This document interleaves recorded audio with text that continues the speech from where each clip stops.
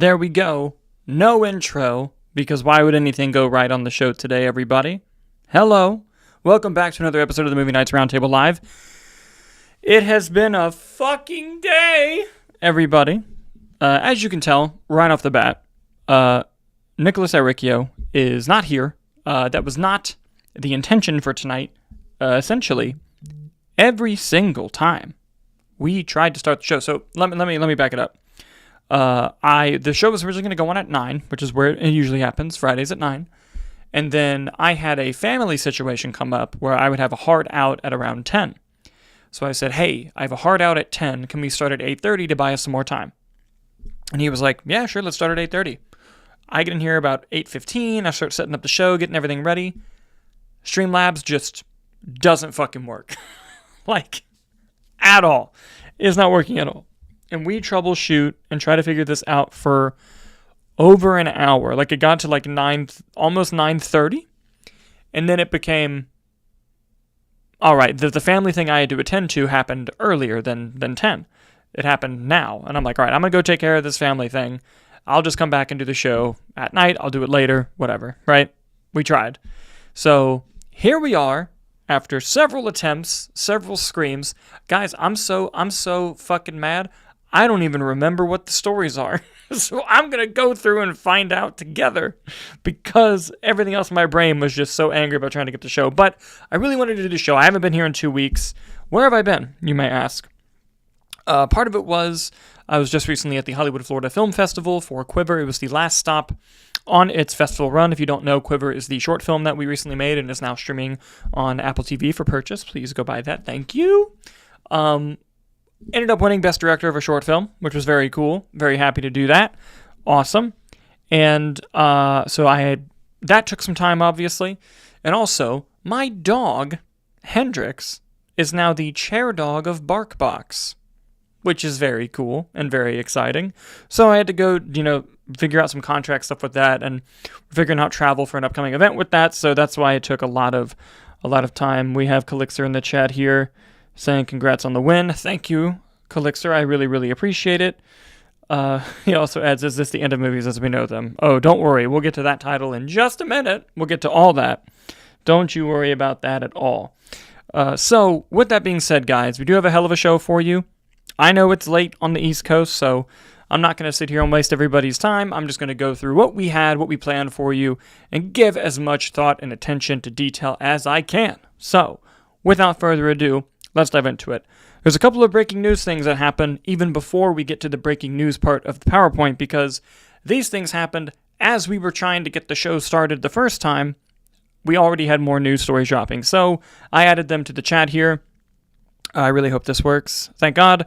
One of them is that the Texas Chainsaw Massacre rights looks like are actually going to be purchased by A24. We knew that this was something that could occur based off of the bidding war that was going on, which we had talked about a lot while we were reporting on the A24 story. And according to the Insider newsletter, it looks like that A24 will win those rights. I don't want to go into the article just because it's behind a paywall and I don't know the rules behind that, but there it is.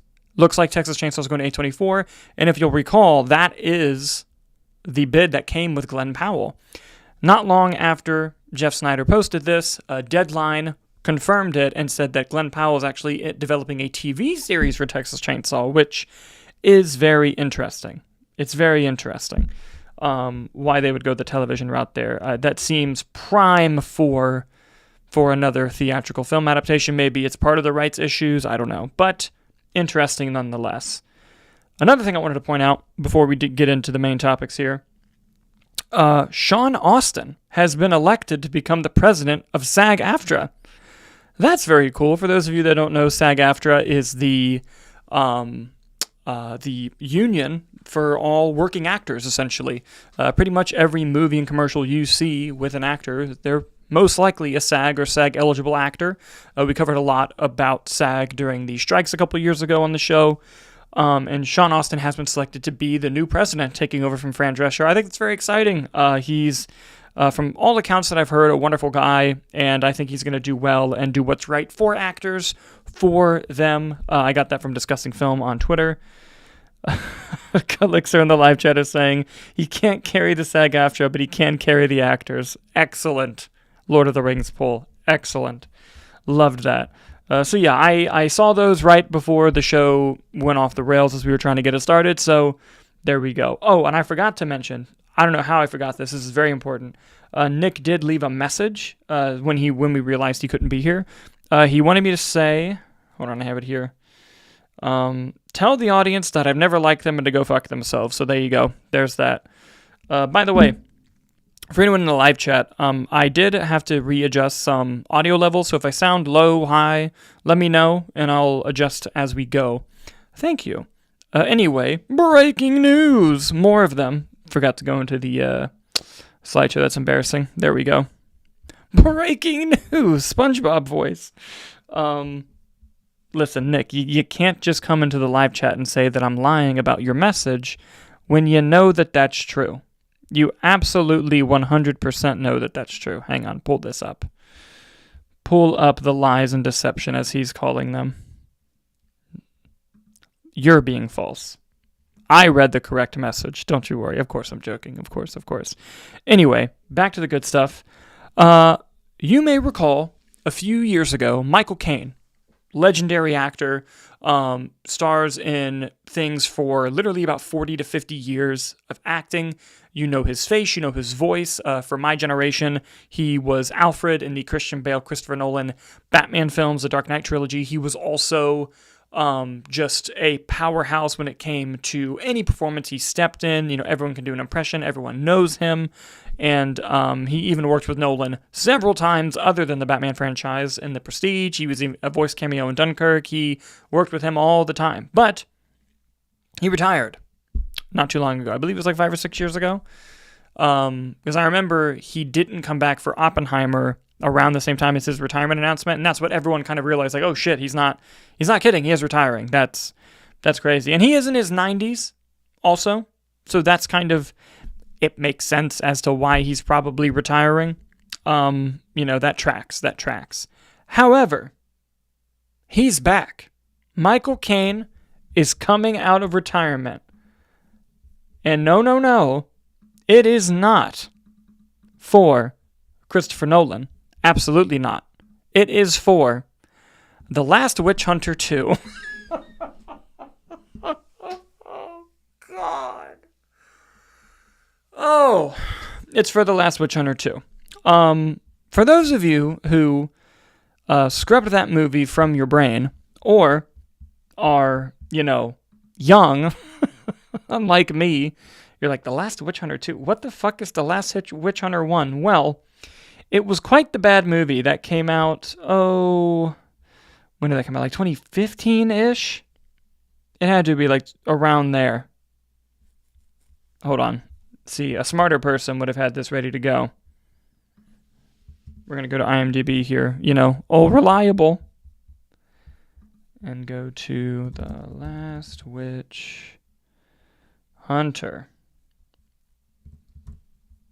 It was 2015. Off the dome, we got that right. Came out in 2015, directed by Breck Eisner, and starring Vin Diesel, of course. Vin Diesel was like the starring role in that. And how much money did The Last Witch Hunter make? I'm curious about that. Let's pull that up. Just to kind of give you an idea of what this sequel is. First of all, it's over 10 years after, which is crazy. And I'm still reconciling with the fact that 2025 or 2015 was 10 years ago. That's fine. I'll just won't sleep at night thinking about that. No worries. We already have people in the live chat. Critterz is saying he's soft launching his dementia by coming back for that role. That's sad. Nick is saying this witch is the scariest guy I've ever seen in my life. Excellent meme. Oh, the numbers website is, it just came up. Okay. This is so important, guys. This is so important as to recognize why Michael Caine coming back to The Last Witch Hunter is crazy. This is why. The Last Witch Hunter, on a budget of $80 million, made 130 worldwide. It only made 1.6 times the budget, but here's the crazy part. Of the 130 that was made, 27 was domestic. Guys, they're making a sequel to a movie that made $27 million domestically. Oh boy! It was a spectacular failure, and that's no disrespect to anyone who made it. I'm just pointing it out. I'm going to read a little bit now from Deadline, which is what this is based on, talking about this in a bit more detail here. As, of course, it says, Lionsgate sets the Last Witch Hunter sequel with Vin Diesel and Michael Caine reprising. Lionsgate has put in motion a sequel to The Last Witch Hunter to star Vin Diesel in the reprise of the role as Calder, the immortal witch hunter. The film is being developed along with Diesel's One Race Films and Lionsgate, with all parties eyeing a fast path to production. While the deal has not been finalized, Michael Caine is attached to reprise his role as Dolan in the film. This is absolutely crazy. I have no idea why they're doing this. Let me be very clear. I have no clue. Listen. There is nothing that would bring me more joy than to have this movie come out and not only be good, but make tons of money. That would be such a twist. It'd be so hilarious that The Last Witch Hunter 2 makes a ton of money. Wild. Probably won't. But I just thought not only that it was fascinating that they're making a Last Witch Hunter 2, which I forgot that movie existed until they announced the sequel, but that Michael Caine is about to finalize a deal to come back, who has been retired in his 90s, said no to Oppenheimer likely, and now he's coming back. Guys, how much money do we think they're giving Michael Caine? It's gotta be unfathomable amount of money. And we know this guy likes his money. He very famously, when talking about Jaws the Revenge, a reporter asked him, have you seen Jaws the Revenge? And he said, no, but I saw the house it bought me. So that's who we're dealing with. That's the menace that we're dealing with here. Oh, that's great. So yeah, I jumped ahead into the stories just because I had that joke ready to go about Michael Caine and The Last Witch Hunter, and I wanted to get to it first.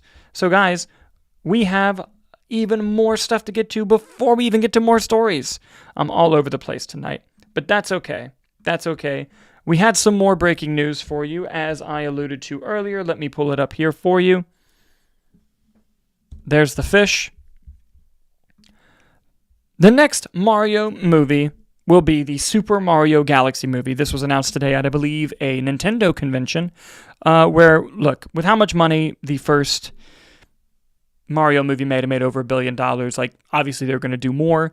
A lot of the fans were curious as to what direction that was going to take. Now it's clear it's going to be the Super Mario Galaxy movie. Here are my thoughts on this. I didn't love the first movie. I thought it was cute. I thought it was fun. I thought there were a lot of fun Easter eggs for the hardcore game lovers out there. As a movie, it was kind of weak, in my opinion. Now, with that being said, still very excited for Mario Galaxy movie. I think that's very cool. It's a cool concept. I am a bit worried that they're going to take it into like the same mistakes as the last movie, where they're going to give you all of the references and Easter eggs that you want, considering it's the Mario Galaxy movie, but not enough in terms of substance of the story, which is a shame. I believe they announced that Chris Pratt, Charlie Day, Anya Taylor-Joy, and Jack Black are all returning. It's going to be interesting to see who else they bring into the movie. Yoshi was teased at the end of the last Mario, so we'll see if that comes to fruition. The real question is, though, Super Mario movie, Super Mario Galaxy movie, is the next movie the Super Smash Brothers movie? If it is, my ass is in the seat opening night, just because the legal headache they have to go through to get a bunch of characters. Now, they probably won't go too crazy with it if that's the direction they go, but it would still be interesting. We got some people in the live chat ready to talk some Mario here. Calitzer says, they better not F up the Super Mario Galaxy. Surprised they didn't do Super Mario 64 first, to be honest. It's the OG Mario game and has so many possibilities. That's true. But I'm not surprised they went Galaxy next, because it's such a popular game. And, you know, they want to capitalize on the momentum that they already have. Nick says, is it too much to ask for Wario and Waluigi? Now we're talking. You're asking the real questions here. Calixta says, at least it's animated, more than I can say for the Zelda movie, with some emojis. Yes, but that's not even Universal, I think. I think that's Sony that's doing that. So Zelda for Universal Animated is probably still on the table. Nicholas Ericchio, wonder who they'll get for Rosalina. Great question. I don't know.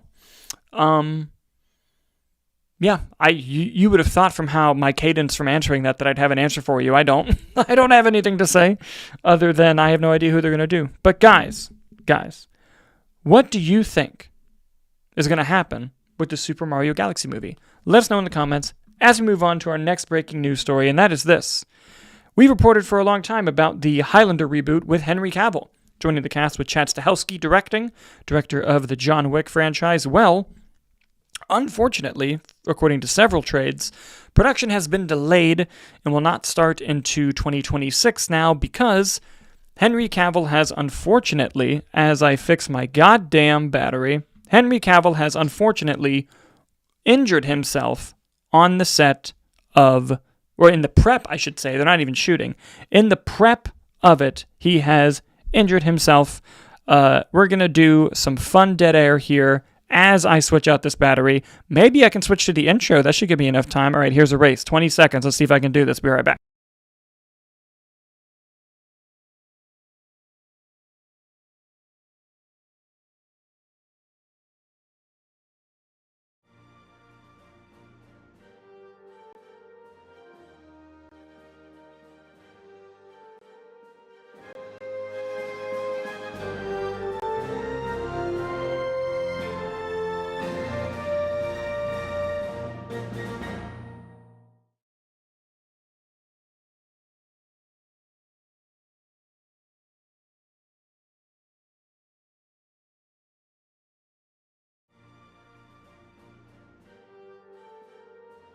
As you can tell, guys, the show is going spectacularly. Let's see. Yep, no way he gets it in time. Correct, Nicholas. I believe it played a couple of times. Run it back, he says. We have to. You got to keep things interesting here. Oh, you love doing the live shows. But, Henry Cavill's hurt. They're going to have to delay production a little bit. He's probably hurt just because, shit's hard when you're in your 40s. I say that as a 29-year-old whose back hurts every morning. Nick wants to add that we are professionals here. I agree with you, clearly. Everything is going perfectly swell. It doesn't help that every time I plug in my motherfucking camera so that it charges while it records, that it goes into USB mode.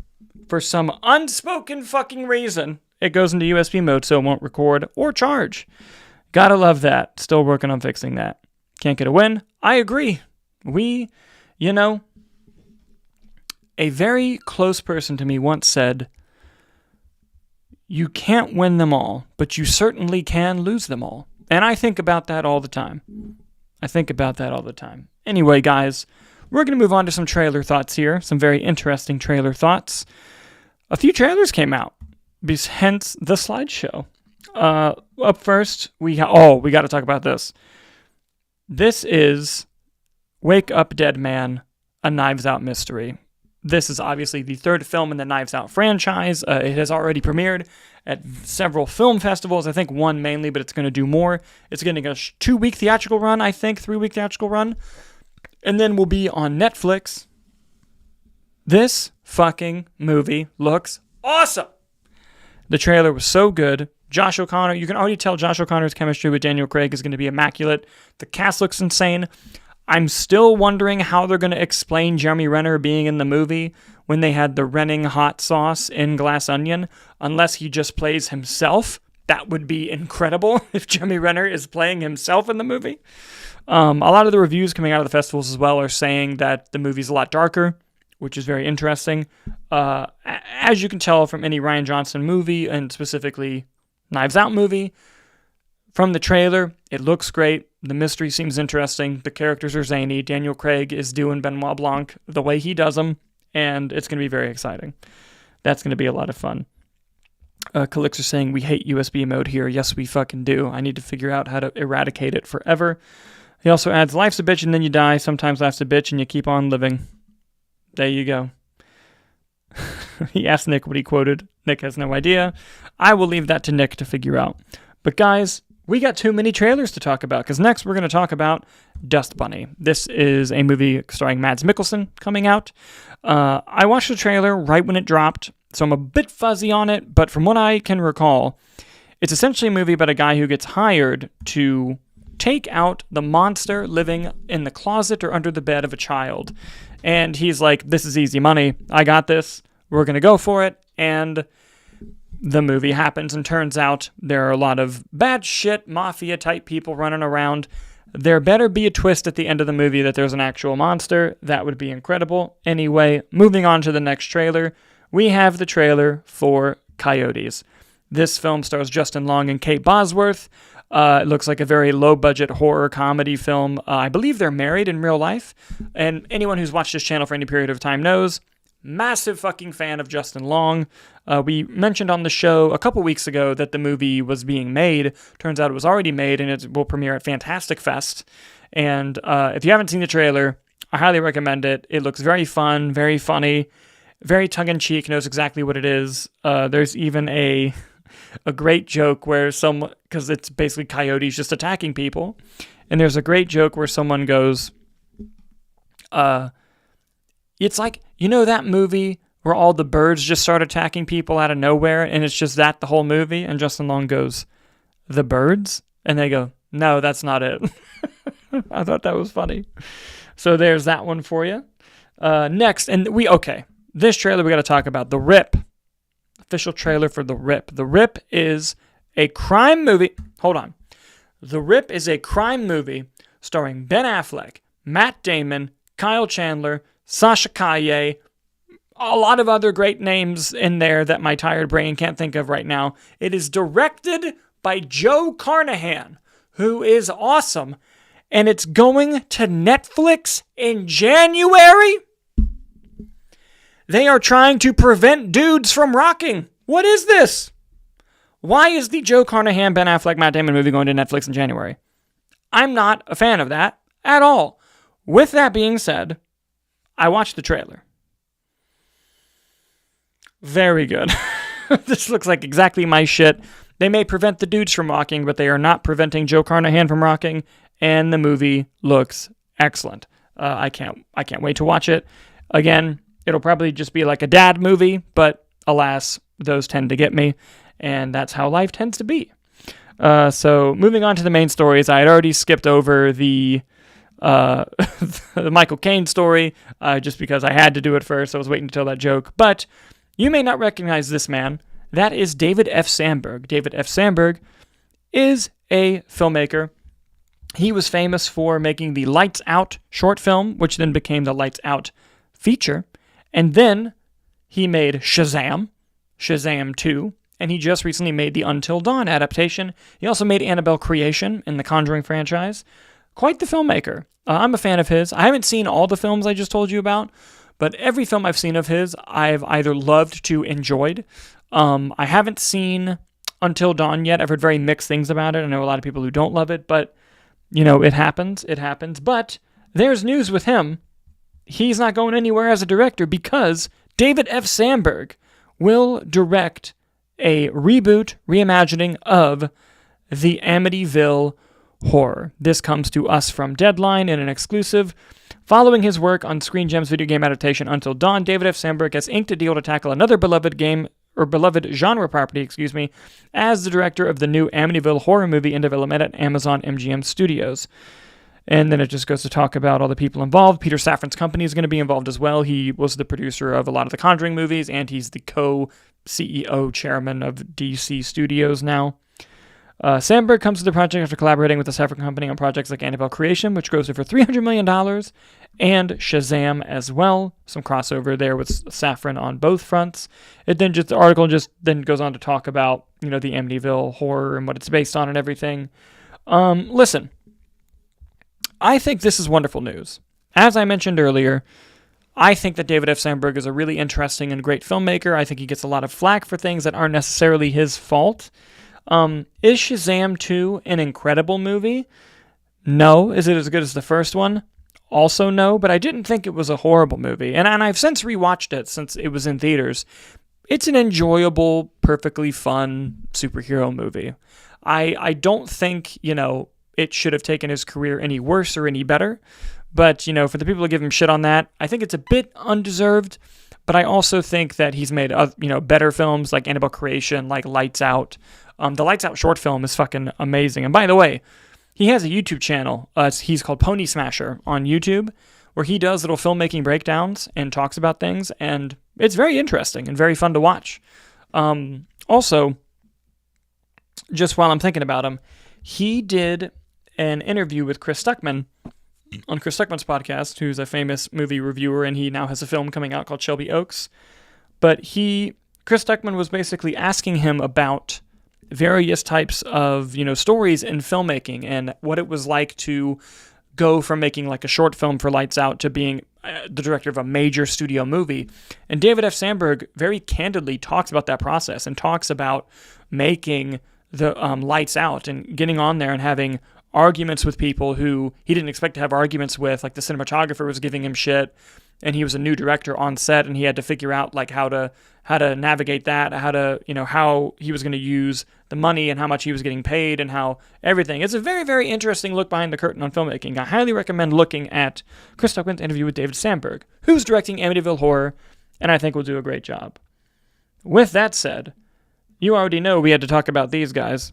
Ed and Lorraine Warren of the Conjuring franchise, played incredibly by Patrick Wilson and Vera Farmiga, but if you'll recall, years ago, Nick and I reported on the show that there was going to be a Conjuring TV series, or at least that it was being kicked around, an idea for a Conjuring TV series. But then not long after that, they announced Conjuring Last Rites, and then a lot of the news of the TV show just kind of fell to the wayside. But they never ever said it wasn't happening. It just kind of didn't take priority over the film, which makes sense, right? Well, according to Variety, that Conjuring series is back on. The Conjuring HBO Max series sets Nancy Wan as showrunner and Peter Cameron and Cameron Squires as writers. Here we go from the Variety article here. The Conjuring TV series is in development at HBO Max, has taken a big step forward. Variety has learned exclusively from sources that Nancy Wan has boarded the project and will serve as a writer, executive producer, and showrunner. In addition, both Peter Cameron and Cameron Squires are attached to write on the series. HBO Max declined to comment, which means it's true.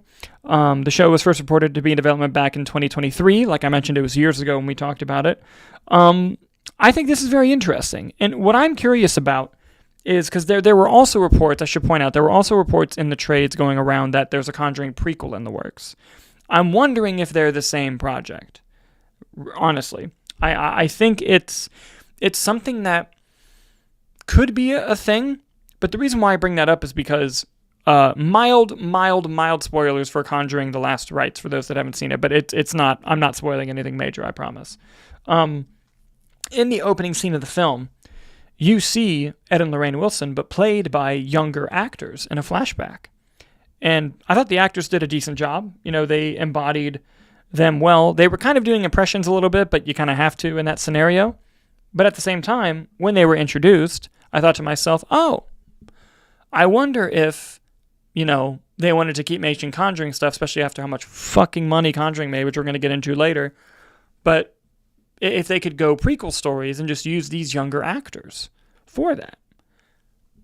I have no idea if they're going to be involved in this show. I have no idea if the prequel that's being tossed around in the trades is the same thing as the series, but I'm just putting my hat in the ring in that I don't think it's a terrible idea to use those actors and give the fans some sort of connectivity to cling on to when you go on to the next project. Now, do I think they'll be as successful without Patrick Wilson and Vera Farmiga? No, but I'm willing to give them an open shot. I'm curious to see what direction it takes. I like things on HBO Max usually, so we'll see. We'll have to see how it goes. Horror TV shows are a bit hard to crack, though, especially when you have, like, Haunting of Hill House, which is, like, the god-tier gold standard of horror television. I'm not saying it has to be like that or as good as that, but it's going to be very, very difficult to, not be compared to it when you have the Conjuring name attached to you, if that makes sense. So that's kind of how I feel about that. What do you guys think about the Conjuring TV show happening? Do you think it's a good idea? Do you think it's a bad idea? Do you think they'll use the actors from the flashback of the younger versions? Let us know As we move on to our final story, I know the live chat's going crazy, I promise. After we get to the final news story, before we move on to the last part of the show, I will talk through them, I promise. This was what the thumbnail was about, and this is very important. There is a film coming to a major film festival very soon called Critterz. And it is a film that will be using and utilizing AI in its creation. How much AI is it using? Well, it doesn't specify, but we know that OpenAI actively helped make the film. Like, I believe they may have even helped produce it money-wise, help pay for the movie to get made. And we know that most of the film is going to be animated, but they're going to use a lot of AI for the animation. It's the story, when you're looking into the details, they kind of hide certain facts about certain things while also, exemplifying that they're using AI. It's a whole thing. So I want to pull up an article relating to that so we can kind of talk about it together here. This is from the Wall Street Journal. So I'm not going to get most of it because that shit is behind a paywall that I don't have. But here's where the story initially came from. There we go. OpenAI backs AI animated feature film. The film is called Critterz, aims to debut at the Cannes Film Festival, which, like I said, huge film festival, and will leverage startup AI's tools and resources.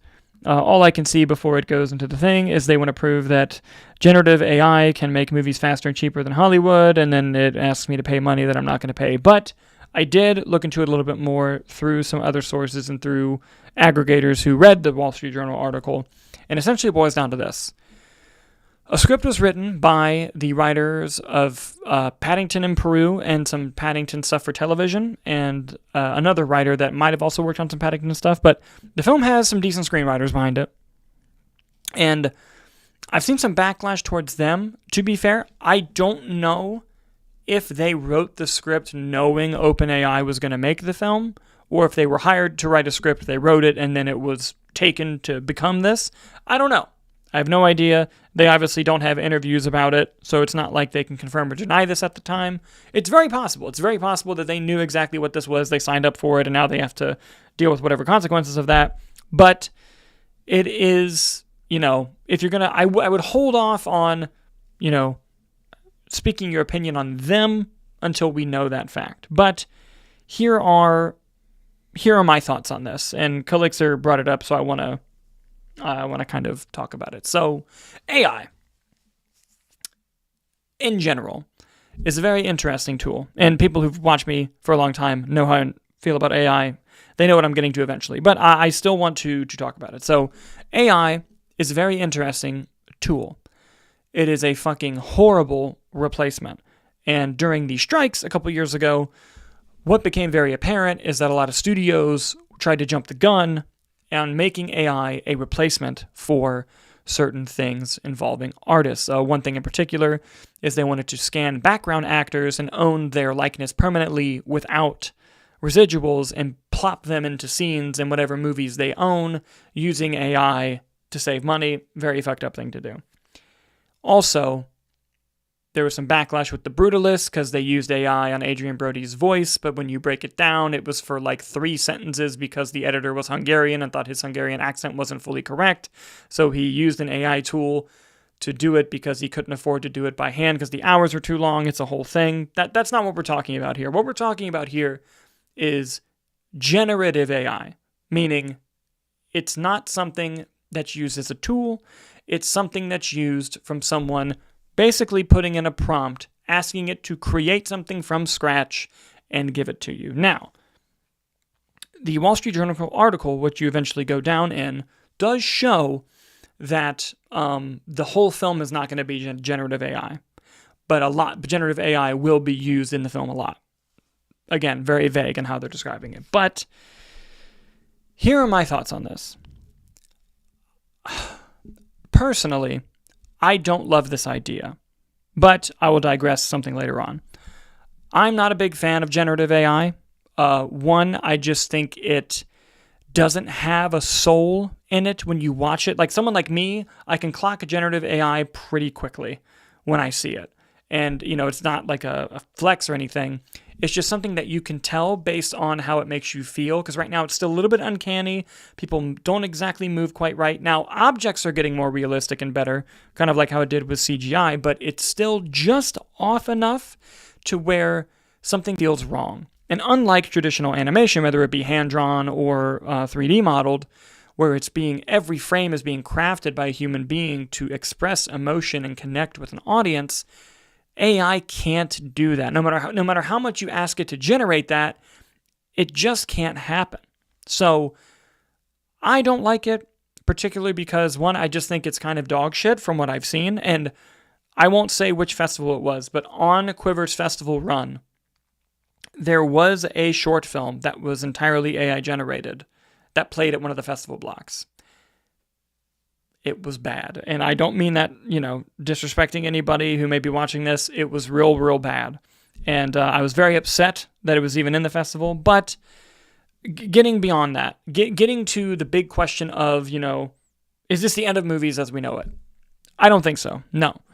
But at the same time, will AI just go up and disappear? That's entirely up to the audience. And that's the point that I kind of wanted to get to. Is AI here to stay? Is it here to dominate? Is it here to this, X, Y, Z? If Critterz comes out and it does fucking gangbusters, it's here to stay. That's the truth of it. Don't love that idea, but it's all going to be about how the audience responds to it.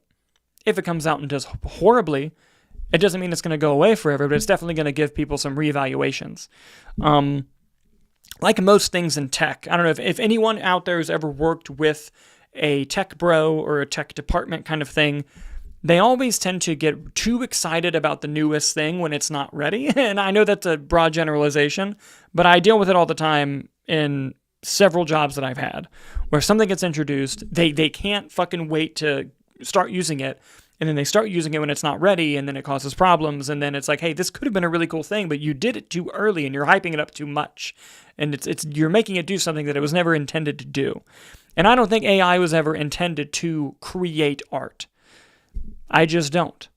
I don't think using AI as a search engine alternative is a horrible thing, considering it's pulling from what you would find on Google and stuff anyway.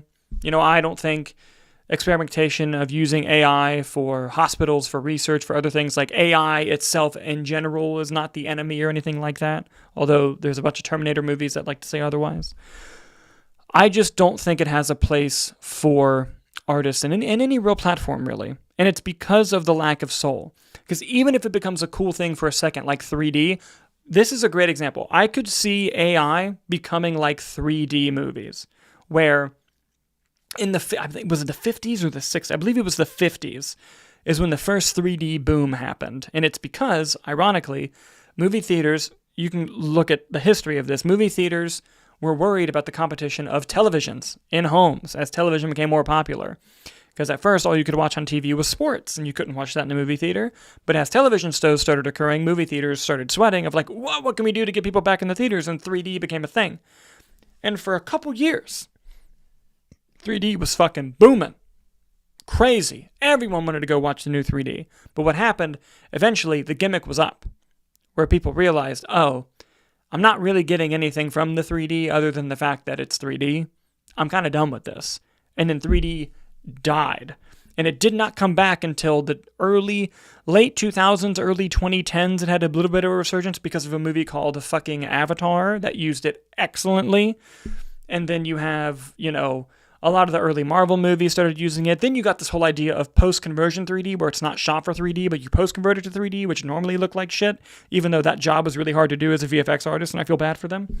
I'm spiraling. But you can see how AI could become like 3D, where it has a boom of interest of people being like, oh, I'm going to see what this does or what this is. And then eventually I feel like the jig is going to be up, and it's going to be like, oh, I'm not really getting anything out of this. I'm done. And then it falls down. I could see something like that happening with it. Now I want to go over to the live chat because it's been going off ever since I started talking about this topic, and I want to see what it says here. Calitzer says, what are your thoughts on using any amount of generative AI in a movie? I feel like the Devil TV host movie was so good, even though it has some AI. Oh, Late Night with the Devil. Yes, that's one I didn't bring up. So Late Night with the Devil use generative AI on the background, like his late night set. They use some generative AI on that. And I feel bad for them because that was before the whole blow up of the strikes and everything. But yes, I love that movie.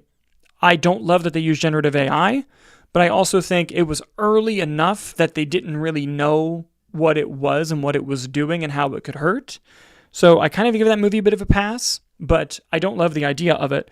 And I think if you ask those same people again, would they do it again, they would say no. But that is a great movie. Thanks for bringing it up. Late Night with the Devil, everyone.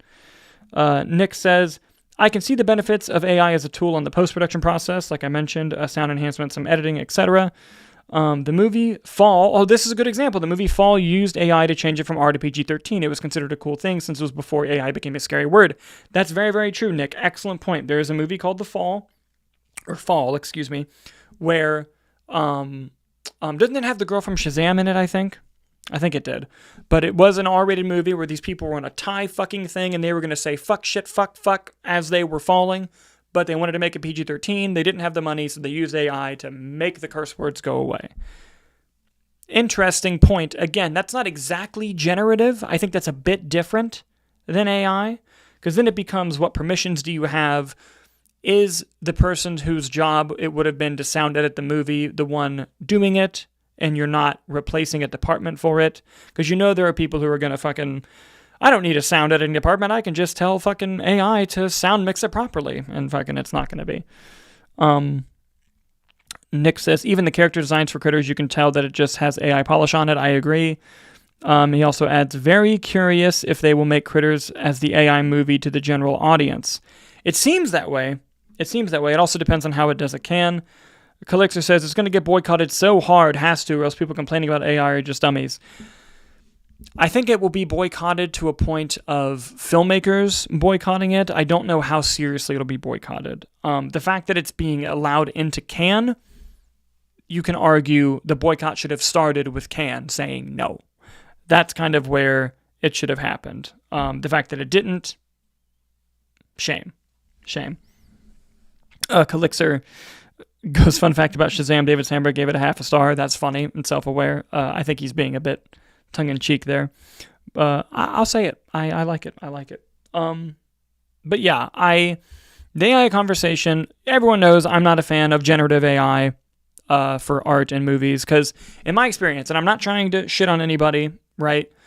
In my experience, the people who I see use generative AI are people who don't want to be creative in how to create something. What I mean by that is, what's a lesson that every writer learns young? They learn that, hey, when you write a script, you got to write it with your budget in mind, especially if you don't have a company behind you. If you're just doing this fully independently, you got to write with a budget in mind. You got to think like, oh, I can't write a movie about space if I can pay for a movie about space. So you start writing smaller and smaller things, even from personal experience. You know, the short films that we were lucky to be able to produce and get out there and get distributed were written with budgets in mind. And a lot of the people I talk to who've made AI films or are experimenting with it, what they tend to do is they tend to not learn that lesson of, oh, write for your budget. They go, I don't have to do that. Here's a script I wrote 20 years ago that I've never been able to produce, but AI can just make it for me. And it's like, I get the sentiment that you like a story you wrote a long time ago, but just turn it into a 5-minute short film. Make a scene. Like, teach yourself that lesson. You're not learning anything from just putting it into an AI generator and it making a script for you. Because one, first of all, have you heard the audio in AI? Christ, it's awful. But two, it's not going to be the story that you really envisioned. You're just going to think it's cool because you put your name on something you typed into a prompt. It's a bit different, you know? It's a bit different. Somar is in the live chat. Somar, thank you so much for being here. He says, Akalexer gave his own movie a 0.5 star. Yes, he did. But also, Somar, again, I'm glad you're here. Completely off topic. Did you see the concept art that was released about Taskmaster on the original version of Thunderbolts that came out recently, the concept art they released? Literally, when I saw this, Somar, I thought of you. I'm being dead ass serious.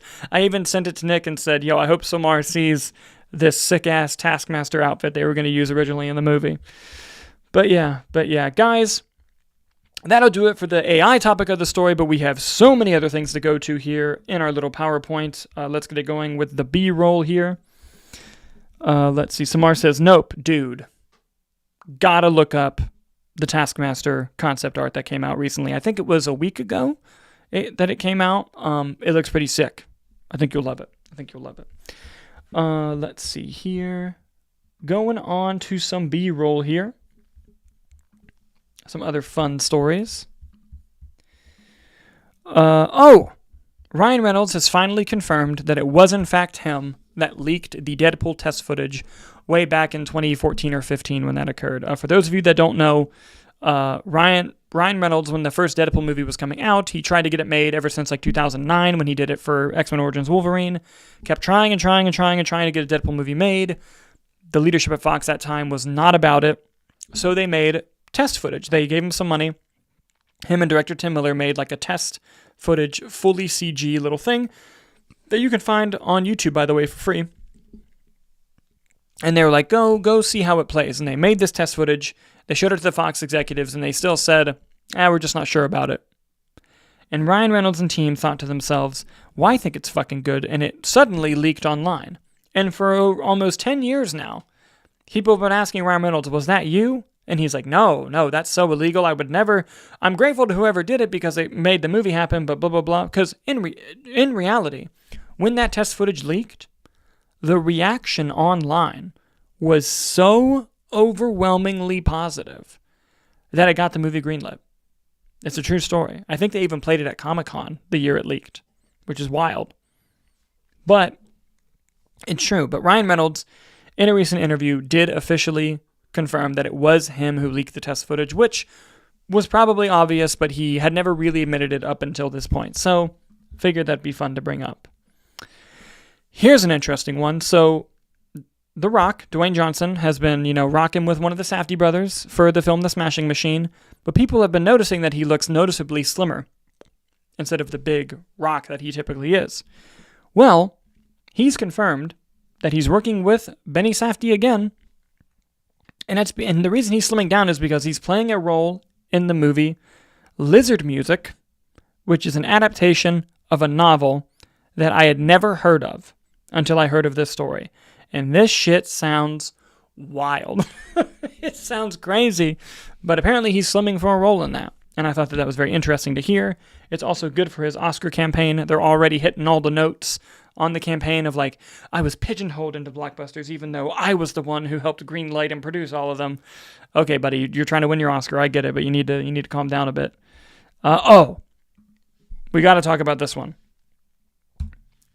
The new Resident Evil movie from director Zach Kreger of Weapons and Barbarian fame has found its cinematographer. I got to pull this up. You guys are going to love this.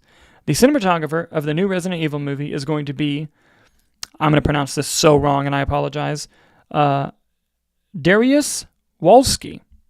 And you might be thinking, I don't know who the hell that is. And I wouldn't blame you. A lot of people don't know who cinematographers are. However, this guy has shot movies such as Prometheus, The Martian, Napoleon, the Pirates of the Caribbean trilogy, Sweeney Todd. Those are some good-looking movies, guys. Those movies look really fucking good. And this Resident Evil movie is about to look absolutely gorgeous if this guy is coming in there. For real. Don't worry, Samara. I'll get you in just a second. I just want to go through some of these really quick. Okay, actually, I'll get to you now because the next story I'm going to talk about is going to take me a minute to go. So, it looks like Sumar has some more Taskmaster stuff. This is my favorite thing ever. He says, man, I saw an interview with Jake Schreier, director of Thunderbolts. He said, I told Kevin, man, this movie is bloodless or something. So Kevin was like, all right, let's kill Taskmaster. I'm like, why do such a thing? I get it. Taskmaster is a great character, especially in the comic books. And I gotta say, might have been, no, I don't want to say that it was for sure the right choice. It was the right choice for the story that they were telling in the final version of that movie. And I feel bad for the actor and the stunt performers who didn't get a whole lot to do as Taskmaster because clearly in the original vision of that movie there was a lot more for them to do, and they had other plans. But the movie would have been bloodless, and when Taskmaster got offed as an audience member, it kind of makes you think, oh, anything could go down now. So from a story perspective, I get why they did it, but I also understand and completely feel your frustration on that. Absolutely. All right, guys. I debated making this the main topic of the show. You can just ask Nick, like we were going back and forth as to what the main thumbnail should be. But this is pretty huge. This is huge. So, as you guys know, Paramount has been making just a ton of fucking moves ever since they have new leadership. Well, they just publicly didn't deny that they're making one of their biggest moves that they've made since the new leadership took over, and that is that they are preparing a bid to buy Warner Brothers. I don't know how I feel about this. I don't know how I feel about this at all. So, Warner Brothers Discovery, as we know, they've been trying to get themselves sold, it seems. Every day they're announcing something that raises their stock price. They got James Gunn announcing a Superman sequel that's going to be fast-tracked. They have all these things going on to make themselves seem like a great place to buy.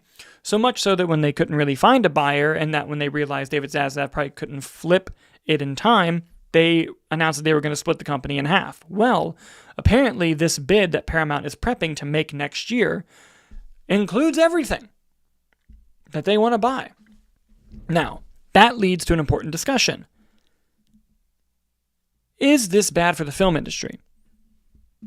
I think yes. Would I also like to see the Paramount Plus and HBO Max become one app? Yes, I would. I won't lie. But having this happen, when Disney bought Fox, yes, nerds like me were like, "Ooh, X-Men," but really, it had a lot more implications than that. And yes, the government did make them split up certain aspects of the deal. I think they had to they had to get rid of some sports networks because ESPN and Fox Sports was going to be a monopoly. But the bad thing that happened with that is Fox used to put out like 15 to 20 films a year, and now under the Fox banner, Disney puts out like 5 to 10. So there's less movies coming out, already in a market where people are very particular and have high standards for movies if they're going to go out to them. So that's rough. And with Warner Brothers and Discovery, it would happen again. A lot of people would lose their jobs. There'd be a lot of consolidation, especially if they merge companies. Like, yes, there's a thought that like they would operate independently, just owned by one parent, but there's a chance they just merge it and call it Warner Brothers Paramount. I don't know what they would call it, but it's a lot. Now, the question then becomes, will the FCC even allow this deal to happen? I think they will. I think everyone involved in the political side of the FCC, of the current administration, and the CEOs of these companies tend to get along. So I don't think it's going to be a problem. I think they would approve the deal. That's not guaranteed, though. They could deny it. I don't know. It makes me nervous. It makes me nervous that there's going to be a lot of jobs lost, one, but two, just less movies coming out. And the only way that less movies is a good thing is if every movie that comes out is a banger, but that hasn't been the case. It hasn't been the case for a long time. And I'm someone who's very positive on movies generally. I think there's a lot of great things to find in movies that come out even today, as much as people like to complain, but this doesn't help your case. Nick adds, do you think this will affect Gunn at all? As like the head of DC, I don't think so. I wouldn't think so, because I think one of the selling points of Warner Brothers is how good he's doing. I think if you're Paramount, you want that to continue as much as possible. There's a chance it affects it, sure. Absolutely there's a chance. But, it is what it is.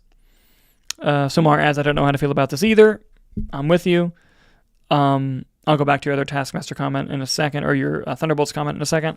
But yeah, it's just... Oh, Nick brings up a good point. Don't you have Hamada over there at Paramount?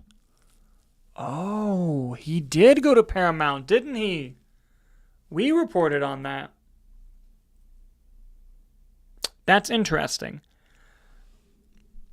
Walter Hamada does not strike me as the type of person that has a grudge in that way. I think he just wants to put his head down and do his work. I could be entirely wrong about that. That's a good point. If he could just come in and be like, actually, I'm going to pick it up where I left off. Thank you very much. That'd be really funny. I don't know. If you're asking me, do I think that would happen? No. I honestly, with the mess that Walter Hamada had to go through, not only with just picking up the DCEU that was in shambles, but also dealing with like the Amber Heard mess and getting dragged into that. Like, I think he's like, dude, fuck DC. Especially after how it ended with Black Adam. He's like, dude, fuck this. I think I'm out of here. That's how I would see it, but I could be wrong. Samar adds, going back to Thunderbolts, I mean, if he was killed by Sentry in the third act, it would have been cool, but randomly in the first scene, I get the frustration, like I said, but still, I think story-wise, it worked for me personally. But again, the frustration is completely understandable. But yeah, Warner Brothers and Paramount. What do you guys think about this? Do you think it's a good idea? I'm trying to think of, like, is there even like a nerd thing I would enjoy other than like the apps being combined? But honestly, I think it's just if they actually made the Batman Ninja Turtles movie. Fuck. Oh, but is that worth all the damage it would cause? Probably not. Probably not. Oh. Dude, you got me fucked up when you brought up Walter Hamada. I didn't even think about that at all, bro. But again, I'll reiterate. I don't think Gunn's going anywhere. All right. I'm glad that Nick added this to the PowerPoint. There's a movie coming out called One Battle After Another. It stars Leonardo DiCaprio. It's directed by Paul Thomas Anderson. So many amazing memes have been coming from this. So many amazing memes. And we're going to go through some of them right now. This is fucking excellent. Here we go. Doctor Who one to start. Is too a lot. Depends on the context. Dollars no. Battles after another. Yes. Oh, they get better, guys. They get better. One battle after another. What is this? My first two marriages? You can hear that in his delivery. You can hear that in his delivery. That's what makes this a quality meme. Quality. I didn't see this one. It's Don Draper pitching another battle. Oh, God. So good. You can tell it's late on the East Coast and I'm tired.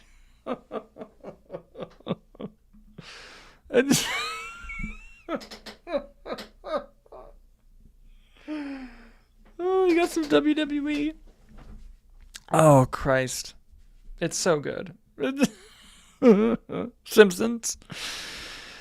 One battle, another battle. Guys, if you haven't been partaking in these one battle after another memes, you gotta get on that. You gotta get on that. It's simple. It's simple. Ugh. Whew. Anyway. Now we're gonna go to off the reel.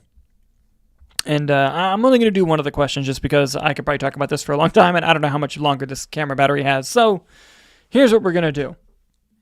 For the off-the-reel question today, I propose this. There's a lot of debate over the DCU Batman. Robert Pattinson is in the Matt Reeves verse. Obviously, they announced Batman the Brave and the Bold for the DCU, but will those universes merge? The set of Clayface has had varying different versions of what that could be. They've had newspapers with Bliss on it from the Penguin, which is directly in the Reeves verse. But then you have different logos for the GCPD and these other buildings, but it's shot in Liverpool, which is the same place where they shot the Gotham City for Matt Reeves. It's all very fucky, for the lack of a better term. And now it comes down to, what's the solution? Should they just merge universes and be one?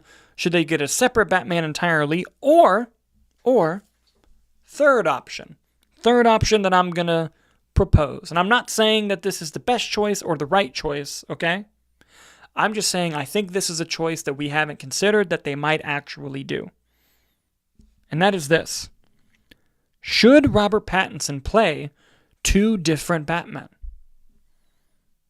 Hear me out on this. Deadpool and Wolverine made over $1 billion. Part of the reason for that is because Hugh Jackman returned as Wolverine. However, they did not want to touch the ending of the movie Logan until they did in the opening of the movie, but they did it for a great joke. But they literally did that to establish that that version of Wolverine was actually dead and is staying dead. They had to make that clear because it would have affected Hugh Jackman's choice to come back if they changed how that character died. So, what did they do? They had Hugh Jackman play another version of Wolverine from the multiverse. There were several Hugh Jackman Wolverines, but from a marketing perspective, what they were able to do is they were able to just tell you, the audience, that, hey, Hugh Jackman's Wolverine, just like you remember. It might be a different version, but Hugh Jackman is Wolverine. It's that easy. No confusion, clear, concise, simple. Boom. That's the answer. I think that could be what's going on with Robert Pattinson and Batman. James Gunn has said often that in the beginning of the DCU, when he first started announcing everything, that he was not going to be merging these universes and that they were going to be separate. Then you see interviews saying that he talked about considering it. Then you see interviews saying this. And then the Clayface movie gets announced that it was going to be Reevesverse, but then he said, no, it's actually DCU. And then you got talking about, like, Robert Pattinson, have you thought about it? And he's like, I thought about it, but, that's certainly not the plan. It went from a hard no to certainly not the plan. And then they interview Matt Reeves on the carpet, Josh Horowitz, and Matt Reeves says, oh, it all depends on what they want to do and if it works out, if they want to merge them, or if they want to do other things. Excuse me. And I think part of that comes from fear of general audience confusion. Fear of general audience confusion over Batman and oversaturating the market and making the average moviegoer not interested.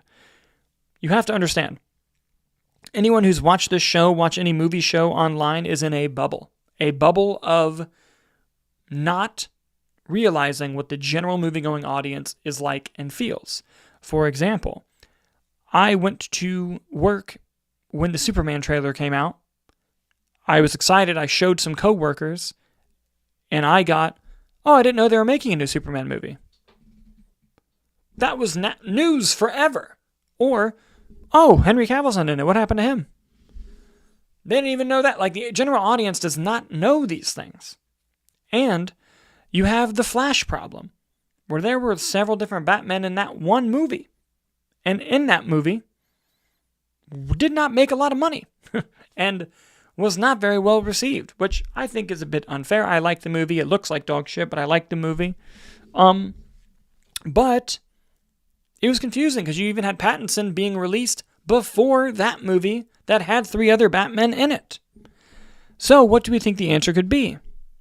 I think it could be that Robert Pattinson finishes out the Matt Reeves trilogy in a separate universe, but at the same time plays a different version of Batman in the DCU. And Robert Pattinson, I think, would love that. He loves to play different types of characters, different shades of characters, where he could be the dark, gritty, serious Matt Reeves Batman, but he can also come over here to James Gunn's universe and fight villains like Clayface and Killer Croc and these crazy kaiju stuff that you can't do in the Matt Reeves verse. Robert Pattinson, I think, would be game. And from a marketing perspective, back to what I was saying earlier, you can say, as a company, Robert Pattinson is Batman. Yes, he's doing 2 different versions in different universes, but he's Batman. Clear, concise, simple, boom, this is your Batman.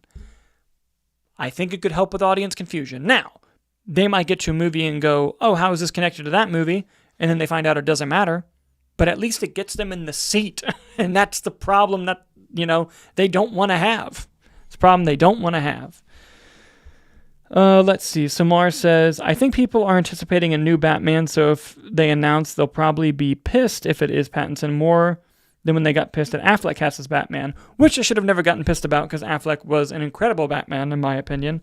But I do see what you're saying. I could see people being pissed off about it, but what if it's a different universe, but it's just the same actor?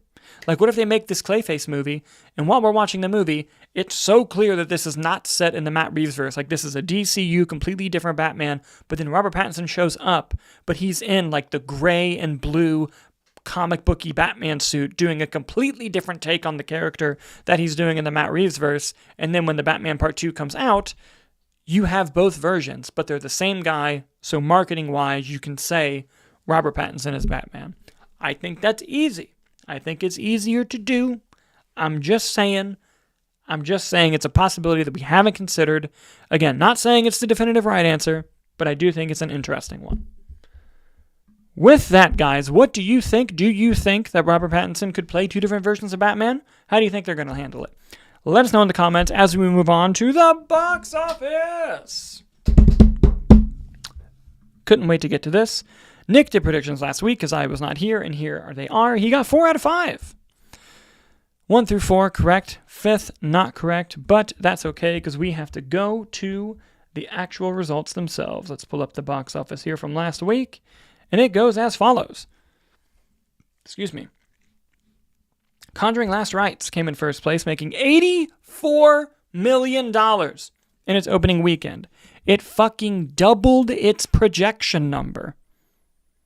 That never fucking happens. That's crazy. That's crazy. Good for the Conjuring universe. Hamilton, the release of the Hamilton musical in theaters, made $10 million.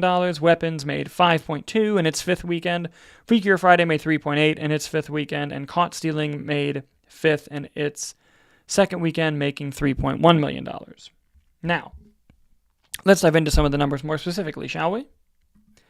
Conjuring Last Rites now has $256 million worldwide. It's basically matched the gross of Weapons in one weekend. That's insane. It's crazy. On a production budget of $55 million, it's already made 4.7 times its budget back. Huge success for Warner Brothers and The Conjuring. This also makes Warner Brothers the first studio to have 7 films in a row open at over $40 million, which is crazy. Weapons is here, $255 million worldwide, like I said, about the same gross. On a $38 million budget, is at 6.7 times. That's still crazy. Amazing movie. Hope it keeps making money. Freakier Friday, $144 worldwide on a budget of, I think, 42, 3.4. That's a nice little solid hit for Disney. That's something that probably would have gone straight to Disney Plus in another timeline and would have lost all that money. Caught Stealing, unfortunately, is not doing very well. It's only has $25 million worldwide. The budget's not listed here, but I've seen from several sources that it was around 40. So it has a while to go there. Fantastic Four, The First Steps, now has $515 million worldwide, 2.6 times the $200 million budget. It's probably just squeaked over profitability, but it's not nearly as profitable as I think they hoped it would be. However, it is the highest grossing of the Marvel movies that came out this year, so they are on an upward trajectory. We can see where that takes us into the movies next year. The Roses at the box office with Benedict Cumberbatch and Olivia Colman has made $33 million worldwide. It's not listed here, but I've heard the budget from other sources is around $30 million, so they've made their production budget back. We'll have to see where it goes from there. Now I wanted to kind of dive in and look at all of the Conjuring films and look at how much money they've made versus how much money The Last Rites is making. Now, I didn't include the spin-offs of like Annabelle and the Nun movies or La Llorona, just because it's a lot of work. I just wanted to look at the main Conjuring movies. So, The Conjuring 1 made $316 million worldwide on a budget of 20. Jesus Christ, made 15.8 times its budget. Wild stuff. 316. Conjuring 2, 321 on a $40 million budget, made 8 times its budget. That's still shmoney. Now, The Conjuring 3 did take a dip, 206. It was released in 2021 during COVID. I think it was a day and date movie on HBO Max as well, but still made $206 million on a $40 million budget. That's still 5.2 times the budget. That's still nothing to sneeze at all. And then you have Conjuring The Last Rites, already making more than that movie at 256. That's one weekend, guys. Everything else I showed you was entire grosses. This will likely become the highest grossing Conjuring movie, and that's crazy. And it leads to the discussion of what made a bunch of people want to go see Conjuring 4 when it didn't, the other films in the franchise, even the spinoffs, didn't even open nearly that high. And this brings me so much joy to say, I think it's because of movies like Sinners and Weapons that just people are back in horror. They got great horror this year, so they wanted to see what was next. I hope Black Phone 2 fucking makes so much money just from this. I'm loving the love that horror has been getting this year and in previous years. I wish it was a little bit spread more to Bring Her Back, which I thought was an underrated film, but I digress. Happy to see it being successful. Happy to see it doing well. I enjoyed the movie. I thought it was better than the third one. Hopefully soon Nick and I can get our reviews out for that, Caught Stealing, and The Long Walk, which we've now seen. You know, we got a lot of reviews that we're behind on. Shit's busy. Life is hard. But that's how it is. Predictions for next week. So, I am no fool. And I know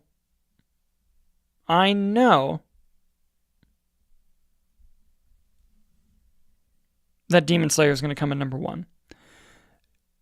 I've often forgotten about anime films that open up or underestimate them. Not today. Not today. Demon Slayer is going to come in first place next weekend, but what will be the other films? Let's find out. I think Long Walk is going to be number 2. I think they've had a decent marketing campaign. I'm pulling up my app now to see what else is playing. Will Hamilton come in third, or is Hamilton done? What do we think? Spinal Tap 2, which I still need to see. Unfortunately, I don't think will make much money. All right. Here's my official predictions. Demon Slayer number 1. Conjuring Last Rites number 2. Long Walk number 3. We'll go Hamilton number 4. We'll keep it sticking in there. And we'll do... You know what? A smart person would say Freakier Friday. I'm going to say Caught Stealing number 5. I'm hoping it doesn't take nearly a drop at all. Maybe this is just wishful thinking. We'll see. We'll see. But those are my predictions for next week. We'll see how they are. Before we go, one more thing in the live chat. Somar says... Going back to Batman, might as well cast a new guy that's tall and muscular, unlike all previous ones except Affleck, but he was playing a middle-aged one. That's true. That's true. I'll be curious to see who they do end up casting and who that'll end up being. But, just wanted to throw my Robert Pattinson idea out there. But, guys, what do you think about the box office? What are your predictions? Leave them in the comments below, and if you're right, I'll shout you out on the next episode. Guys, the show was a shit show. The week was a shit show. The day was a shit show. But we did it. We made it to the end, and I thank you. I thank you so much for being here. Hopefully, on the next shows, we'll be a lot more organized and ready to go for you. Again, I appreciate all of you. Thanks for being here. Have a great night. See you next time.